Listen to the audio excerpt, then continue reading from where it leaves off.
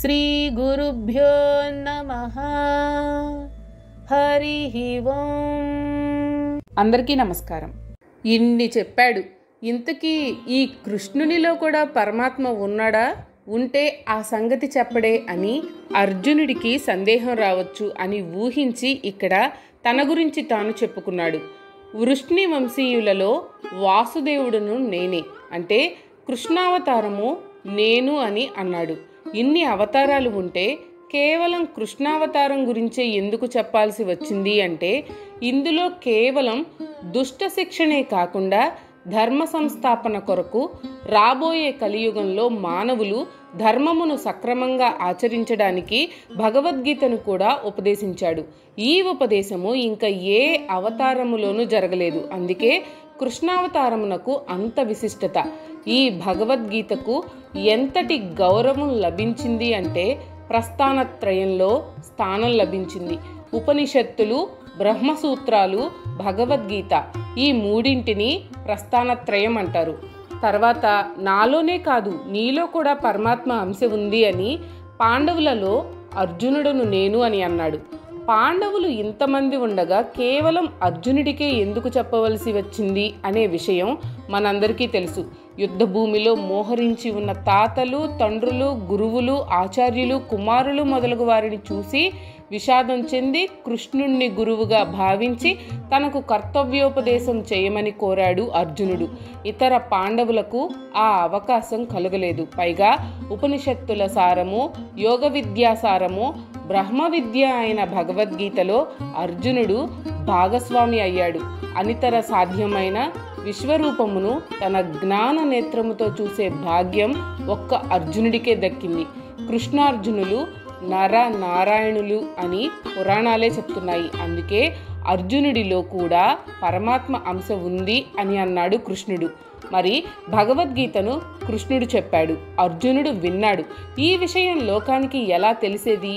ఎవరు తెలియచెప్పారు అంటే వ్యాసుడు అని అందరికీ తెలుసు.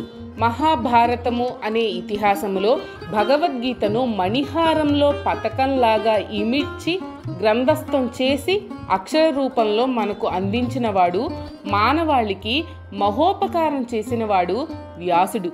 కృష్ణుడు జగద్గురువు అయితే వ్యాసుడు మనకందరికీ గురువు. గురు పరంపరలో అగ్రగణ్యుడు. ఆయనలో భగవదంశ ఉంది కాబట్టే ఆయనను వ్యాస భగవానుడు అని గౌరవంగా పిలుచుకుంటాం. అంతేకాదు, ఇందాక మనం చెప్పుకున్న ప్రస్థానత్రయంలో రెండింటిని వ్యాసుడే రచించాడు. ఒకటి భగవద్గీత, రెండవది బ్రహ్మసూత్రాలు. పరమాత్మ అంశ అనుగ్రహం లేనిదే ఇంతటి మహత్కార్యం ఎవ్వరికీ సాధ్యం కాదు. అంతేకాదు, ఒకటిగా ఉన్న వేదమును మూడుగా విభజించి సులభతరం చేసి తన శిష్యుల ద్వారా అందరూ అధ్యయనం చేయడానికి వీలుగా మానవాళికి అందించిన మహానుభావుడు వేదవ్యాసుడు. ఆ విధంగా కూడా వ్యాసుణ్ణి భగవానుడిగా, పరమాత్మ అవతారంగా మనం భావిస్తాం. అందుకే వ్యాసుడు కూడా పరమాత్మ అంశ అని అన్నాడు కృష్ణుడు. తర్వాత జ్ఞానవంతులలో శుక్రాచార్యుడను నేనే. శుక్రాచార్యుడు భృగువు వంశంలోని వాడు. ఇంతకు ముందే దేవగురువు బృహస్పతి పరమాత్మ అంశగా చెప్పుకున్నాం. ఇప్పుడు రాక్షస గురువు శుక్రాచార్యుణ్ణి కూడా పరమాత్మ అంశగా చెప్పుకుంటున్నాం. గురువు అంటే జ్ఞానమును కలిగించేవాడు. ఎవరికి గురువు అయినా గురువు బ్రహ్మస్వరూపుడు. గురు బ్రహ్మ, గురు విష్ణు, గురుర్దేవో మహేశ్వర, గురు సాక్షాత్ పరబ్రహ్మ, తస్మై శ్రీ గురవే నమః అనడం మనకు తెలుసు కదా.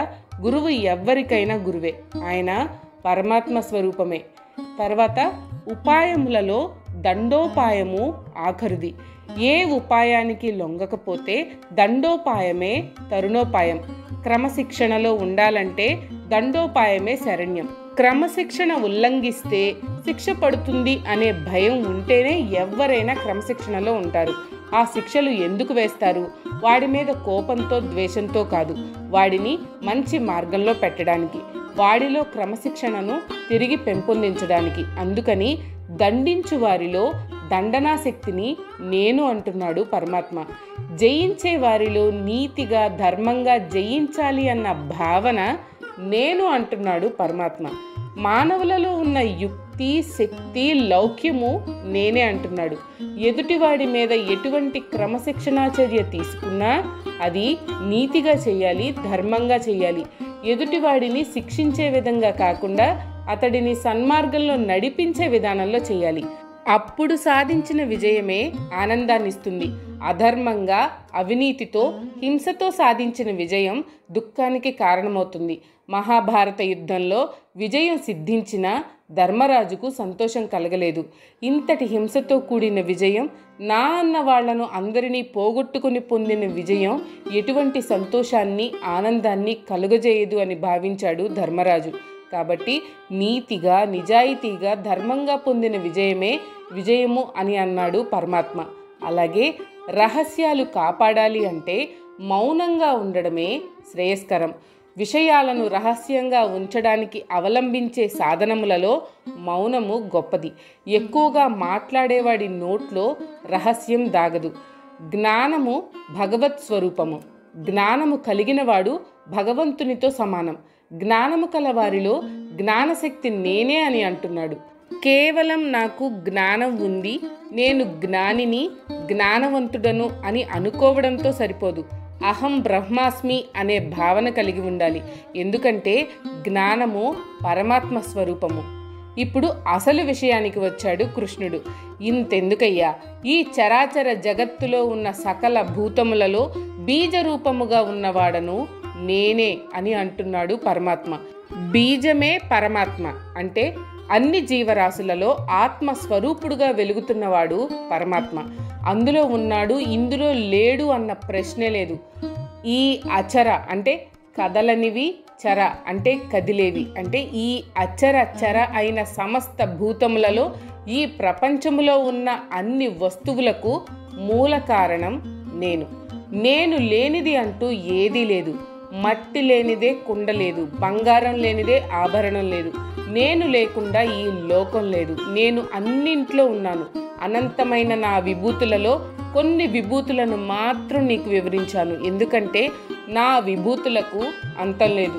అవి అనంతమైనవి. చెప్పుకుంటూ పోతే ఎప్పటికీ తరగదు. ఓ అర్జున, ఎవరిలోనైతే విశేషమైన జ్ఞానము, ఐశ్వర్యము, బుద్ధి, ప్రకాశము, తెలివి, చురుకుదనం, శక్తి, ఉత్సాహం ఉంటుందో ఆయా వస్తువులలో, ఆయా జంతువులు, పక్షులు, ప్రాణులలో, అలాగే మనుషులలో నా అంశ, నా విభూతి ఉంటుంది అని తెలుసుకో అని చెప్పాడు పరమాత్మ.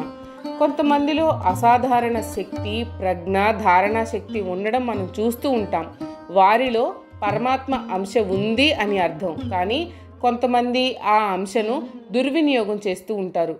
ఒకప్పుడు ఒక 3 ఏళ్ల పాప, ఆమెలో ఐన్స్టీన్ ఐక్యూ కన్నా ఎక్కువ ఐక్యూ ఉందని గుర్తించారు. ఎంతోమంది స్వాతంత్ర సమరయోధులు ఉన్నా కూడా గాంధీ గారు గొప్పవాడయ్యాడు. ఎందుకంటే గాంధీ గారిలో ఒక నిబద్ధత, నిశ్చయాత్మక బుద్ధి ఉన్నాయి. మనకు ఉపయోగపడే వస్తువులను కనిపెట్టిన మహానుభావులు ఎందరో ఉన్నారు.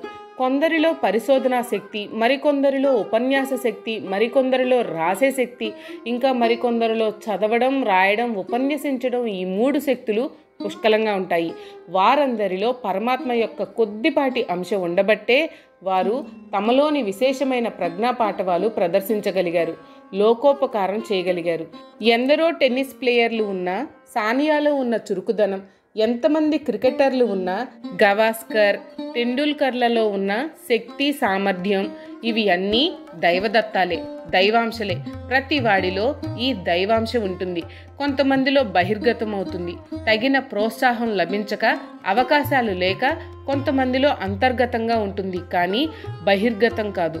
కొంతమందికి అటువంటి దైవాంశాలు లభించినా దానిని దుర్వినియోగం చేయడమో, పోగొట్టుకోవడమో చేస్తుంటారు, కానీ సద్వినియోగం చేసుకోరు.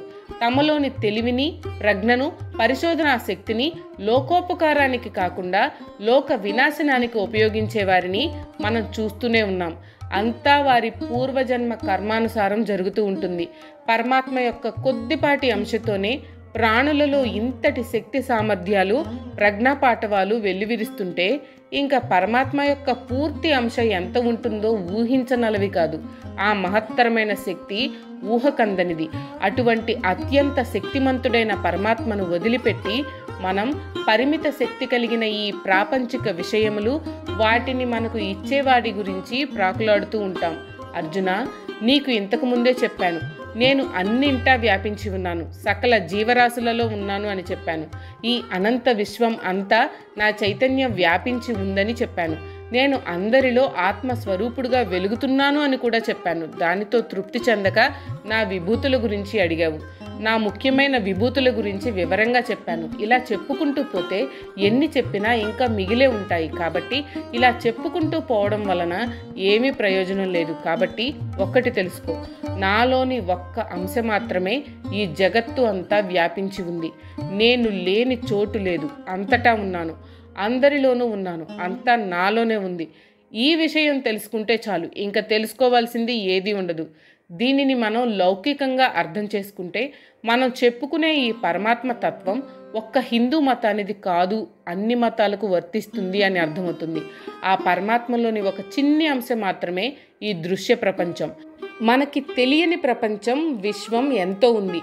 మనం భూమికి ఉపగ్రహమైన చంద్రుని మీద మాత్రమే కాలు మోపాం. భూమితో పాటు ఉన్న ఇతర గ్రహాల గురించి మనకు ఏమీ తెలియదు. అటువంటిది సూర్యుడు లాంటి ఇతర నక్షత్రాల గురించి, ఆ నక్షత్రాల చుట్టూ తిరుగుతున్న గ్రహాల గురించి, అటువంటి నక్షత్రాలు కోటాను కోట్లు ఉన్న ఈ పాలపుంత గురించి, ఇటువంటి పాలపుంతలు కోటాను కోట్లు ఉన్న ఈ అనంత విశ్వం గురించి, ఈ పాలపుంతలన్నీ వేగంగా ప్రయాణిస్తూ నిరంతరం విస్తరిస్తున్న ఈ అంతరిక్షం గురించి మనకేం తెలుసు? కాబట్టి మనకు తెలిసింది ఆవగింజలో అర్ధభాగం కూడా లేదు. అందుకే ఇదంతా నాలోని ఏకాంశ, అంటే ఒక అంశ మాత్రమే అని అన్నాడు పరమాత్మ. కాబట్టి వీటి జోలికి పోకుండా ఈ అంతరిక్షం నిండా పరమాత్మ విభూతి వ్యాపించి ఉంది అని తెలుసుకుంటే సరిపోతుంది అని పరమాత్మ బోధ. ఇంతటితో భగవద్గీతలో విభూతి యోగం పూర్తి అయింది. ఉపనిషత్తుల యొక్క, బ్రహ్మ విద్య యొక్క, యోగశాస్త్రం యొక్క సారమైన భగవద్గీతలో విభూతి యోగము అను 10వ అధ్యాయము సంపూర్ణము. ఓం తత్సత్, ఓం తత్సత్, ఓం తత్సత్. జై శ్రీకృష్ణ. మీకు కనుక ఈ వీడియో నచ్చినట్లయితే లైక్ చేయండి. అలాగే మీ ఫ్యామిలీ అండ్ ఫ్రెండ్స్కి షేర్ చేయండి. ఛానల్లో కొత్త నోటిఫికేషన్స్ కోసం సబ్స్క్రైబ్ చేయండి. అలాగే పక్కనే ఉన్న బెల్ ఐకాన్ని ట్యాప్ చేయండి.